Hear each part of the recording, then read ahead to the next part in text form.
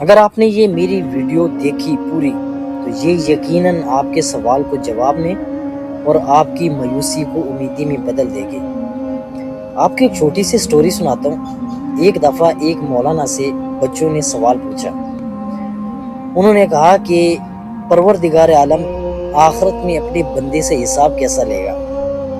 تو ٹیچر نے کیا کیا، اپنی پاکٹ میں ہاتھ ڈالا اور 5 بچے تھے، ایک کو 100 روپے نکال کے دیا اور ایک کو 70 روپیہ اور ایک کو 50 اور ایک کو 20 اور جو آخر میں بچا اس کو 1 روپے دیا اور کہا کہ جاؤ ان پیسوں کو خرچ کرو، کل اسی ٹائم میں ایک گراؤنڈ میں آنا تو میں آپ کے سوال کا جواب دوں گا۔ بچوں نے پیسے لیے اور گھر چلے گئے، خرچ کر دیے۔ اگلے دن ایک گراؤنڈ کے اندر ٹیچر نے، مولانا نے کیا کیا، ایک تندور لگوایا، تندور کے اندر لکڑیاں ڈلوائیں اور اس کے اوپر اس کو جلا کے اس کے اوپر ایک سکے مرمر کا پتھر رکھا۔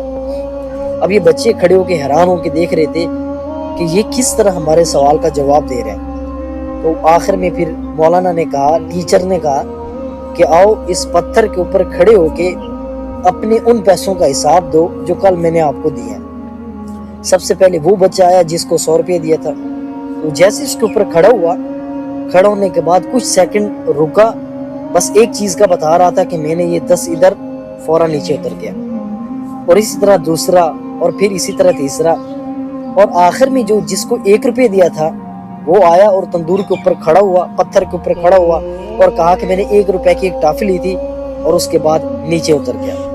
اچھا، جب لاسٹ والا بچہ تندور سے نیچے اتر کے اپنے سوال کا جواب دے چکا تھا تو ٹیچر نے اپنے بچوں سے پوچھا کہ بتاؤ آپ کو آپ کے سوال کا جواب مل گیا؟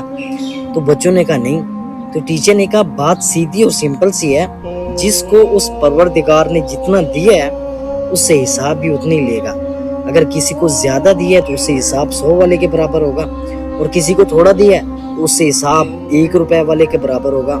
اس سٹوری سے یہ تو سمجھ آ گیا کہ اگر میرے پاس یا آپ کے پاس مال و دولت زیادہ نہیں ہے، یہ اتنی ہے جتنی ہم کھا کے سو جاتے ہیں اور شکر ادا کرتے ہیں، تو اس میں کوئی نہ کوئی اس کی حکمت ضرور ہے۔